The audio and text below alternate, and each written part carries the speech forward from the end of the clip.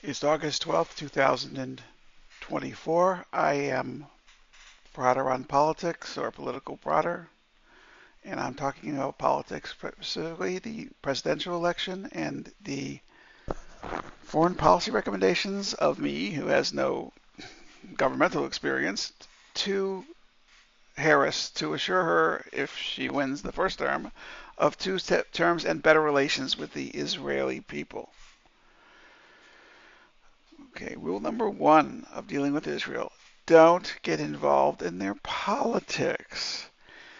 When Chuck Schumer spewed out bile at Bibi Netanyahu, Netanyahu's numbers went up 10 points in Israel. He's gone in the course of this war that started on October 7th from 15% approval to 60% approval to being able to increase the number of seats for Likud in several accurate polls in Israel. And most of the boost to this man's once thought dead political career came from Joe Biden and Chuck Schumer. You don't go up on the White House podium and attack the Prime Minister of Israel. You don't do that. That's rule number one. You can have private disagreements, but it has to remain private. It can never leak. And this will also, if followed, will result in better relations between the United States and Israel. Arms policy. You should encourage Israel to begin production of its own ammunition. Bombs are not that hard to make, and the United States can still provide the guidance packages, but Israel could probably make those work better than the American stuff as well, just as our cluster bombs work better than American cluster bombs.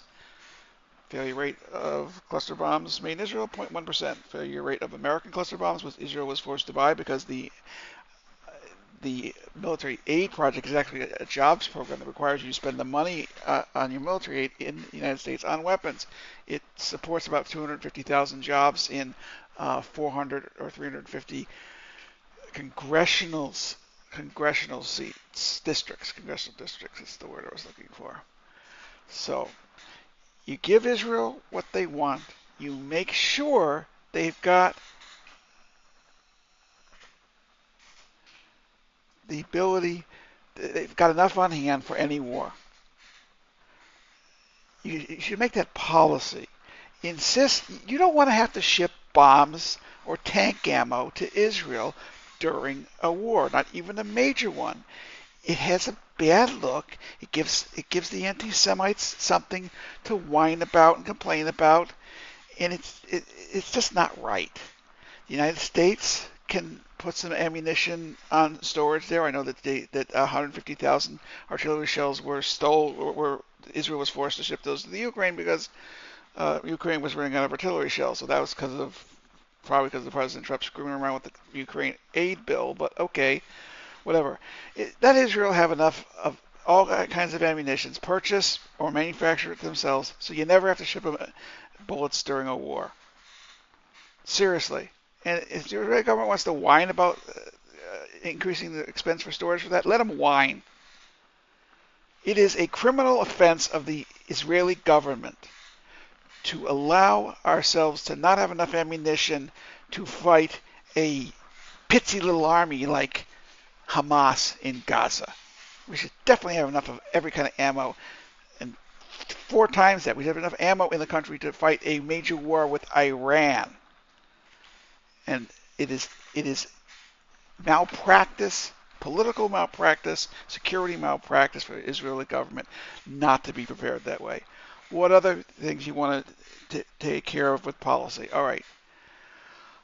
Concerning the Hamas terrorist attack on October 7th, all deaths in the war are the fault of Hamas.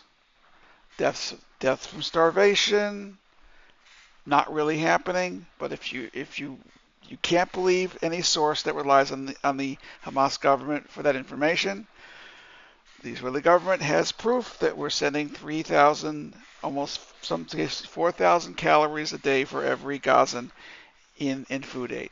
It was a mistake of the Israeli government to say that there would be no electricity, no water, no food going into Gaza the day after the October 7th attack. That's not humane. Again, there is logic behind it, but Britain was not forced to provide electricity to the Germans during World War II. Israel should not be forced to provide care and feeding to the Palestinians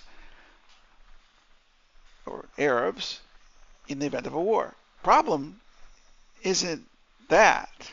The problem is that Israel's method of pursuing the war was all wrong.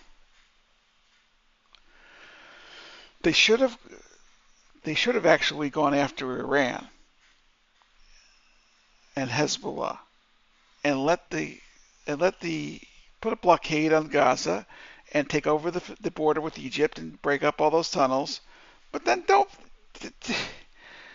keep their heads down while you're dealing with the Hezbollah and Lebanon and dealing with the Iranians. But they shouldn't have tied down the Israeli army for that long. That was bad military strategy. And again, keep it out of the public view. No public disagreement between Israel and the American administration.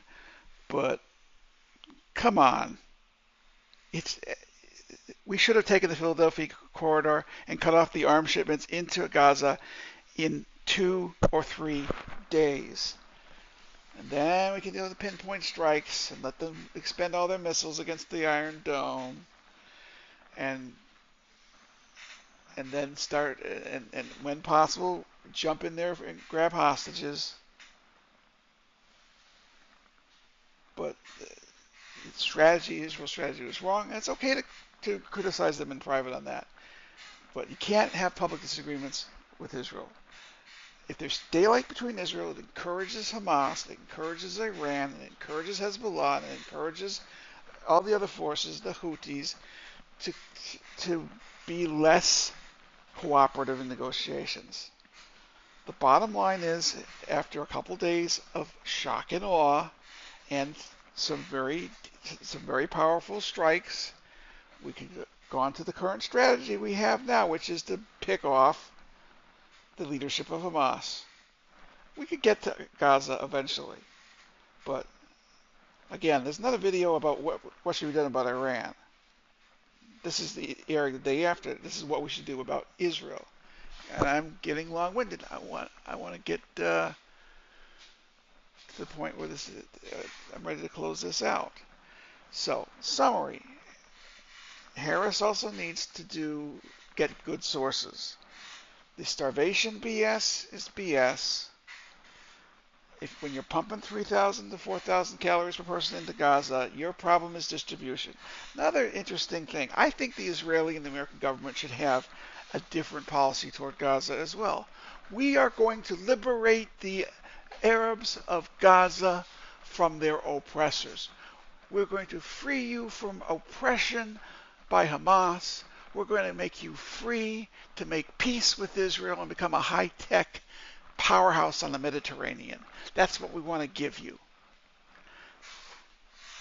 After the 1967 war, Israel invested in the education of both Gaza and the West Bank.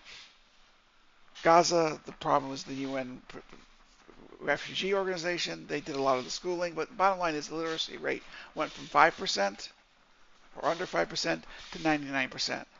The Arabs that live in Gaza are very smart. They're high-tech savvy. And if they are liberated from their religious oppressors and their Palestinian Authority oppressors, and they're given a free Palestinian society protected by Israel, then they can see the benefits of peace with the Jewish people. Hamas is intending to wipe out the Jewish people. They want to wipe us out. They want to kill us all. Absolutely. This is true.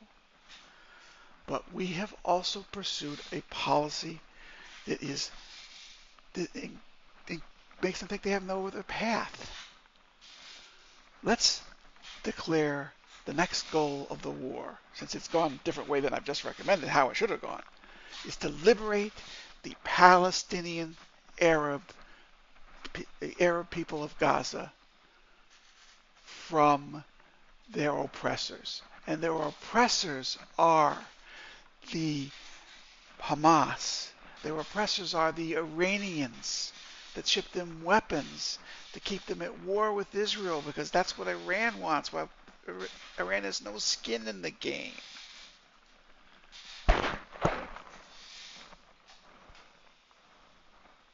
Think about it. This could be the answer to Middle East peace. If you like this content, press the like button, please. If you maybe subscribe, make a comment, tell me I'm crazy, argue with me. I know I used the term Palestinian a couple times. I know that Yosef Massoud, the son of the founder of Hamas, does not believe in the term Palestinian, but I think he does possibly agree with the concept of liberating the Arabs of Gaza. I'll have to reach out to him and see what he says about that. But I think it sounds like a good policy. It beats bombing them into the Stone Age. That ain't working, and that's killing a pile of innocent people. Not as many as Hamas says, but 2,000-pound bomb is maybe needed to break a tunnel, but it breaks a lot of people on the way there. And if it's off by 100 meters, wow, the consequences are very negative. It's not a good look for the Jewish people. We need to fight this war, but we cannot ignore the PR. And Israel PR, that's another egg to crack on another day. Thank you for listening to this rambling podcast.